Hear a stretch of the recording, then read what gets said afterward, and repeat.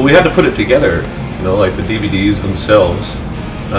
While they were being edited, I had to work on the audio elements of it. And to be honest, I had them send me, I had you guys send me a QuickTime so I could, while I'm mixing, sort of get a sort of an idea of what it looked like. So if I was going to add an echo or something, I could sort of see how it was going to work in context to the show. And during that time, it was the first time I actually had an opportunity to participate in them, because during the recordings of them and during the preparations for them, it was so much effort just to kind of keep our proverbial together that I wasn't actually physically or mentally there while we were doing it. I mean, in a way, of course, but I was so focused on not kind of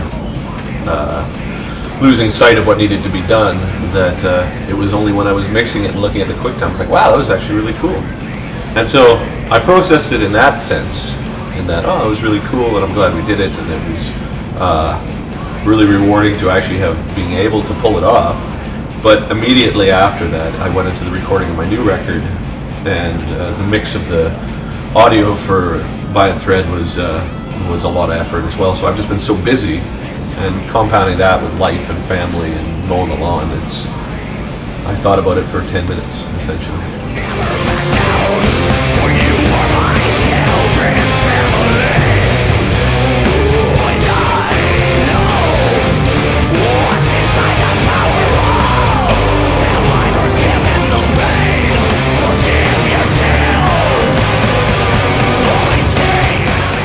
I think we had the budget to do one DVD, and we ended up putting out 9 discs, and we're selling it for 45 pounds or something like that.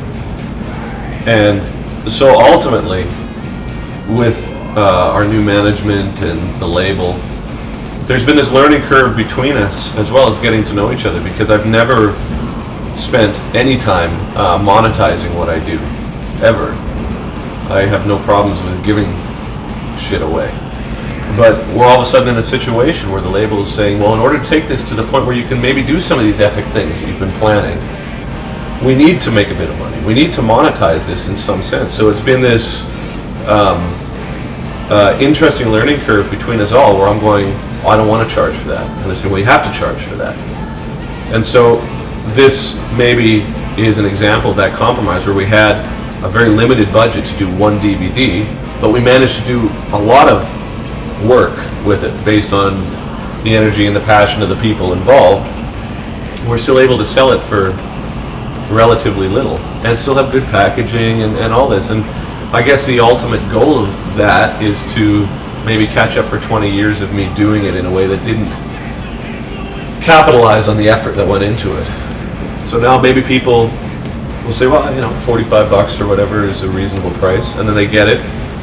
And, you know, keeping in mind the limitations that that I had in order to put the shows together and the whole element of it, I'm hoping that it will act as an advertisement for the band. And I mean, I'm incredibly proud of it. I think it's great. And it comes out, what, 3 months after the last box set we did? So productivity is not our main problem, right?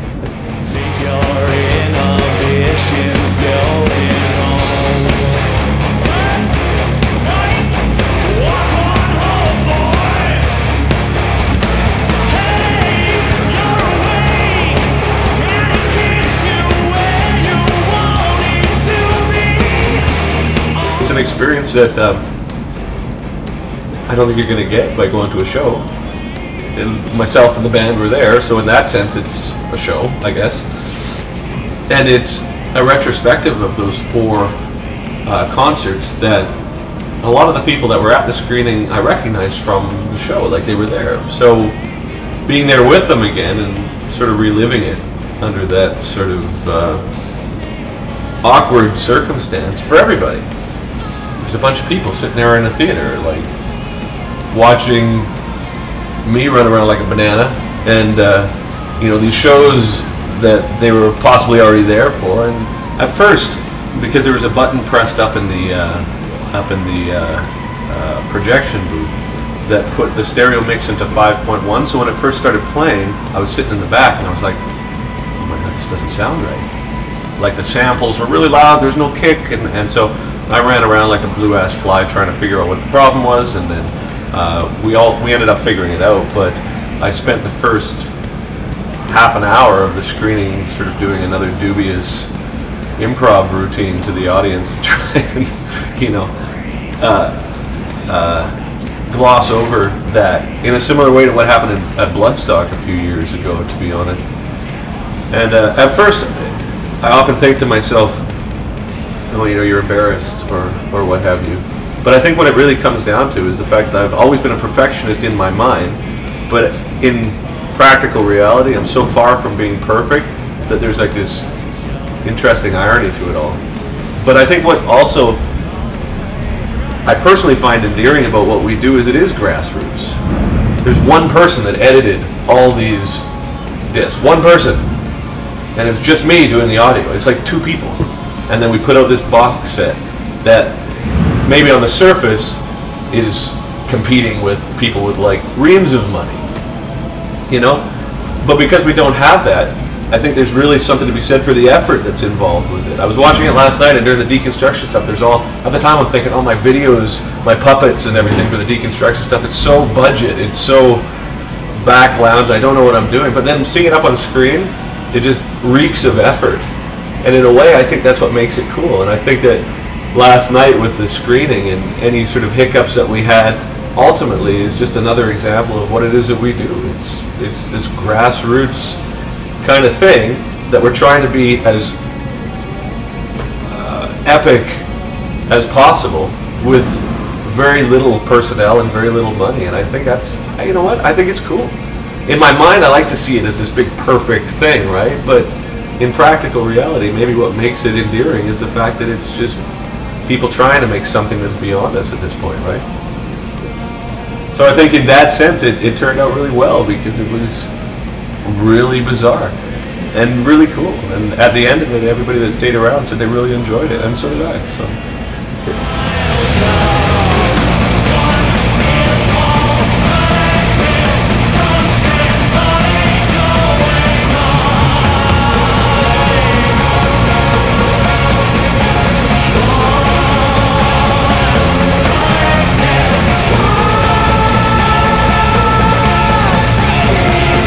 If there's anything that I'm okay with, it's commitment.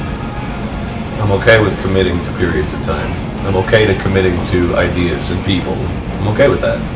In fact, I think that commitment, in a lot of ways, makes it a lot easier to be productive because you eliminate all those options that aren't there. So, committing to a period of time is as par for the course, right? But at the same time, I also think that everything I do is just a document of a period of time. The Devin Townsend project, Strapping Young Lad, Epicloud, Ziltoid, all of that, it's just a direct reflection of what the current frame of mind I and the people who are involved with what I do find ourselves in. And so I think you can be honest with that, and you can be articulate with that as far as you can in order to represent it to the best of your ability. And then you can stand back and say, well, do I actually like it? You know, like, there's been things that I've done, I've spent immense amounts of energy in getting right that I don't like. But that's exactly what I felt like doing at the time. And so, yeah, it's a document of a period of time in the same way that everything else I do is, right?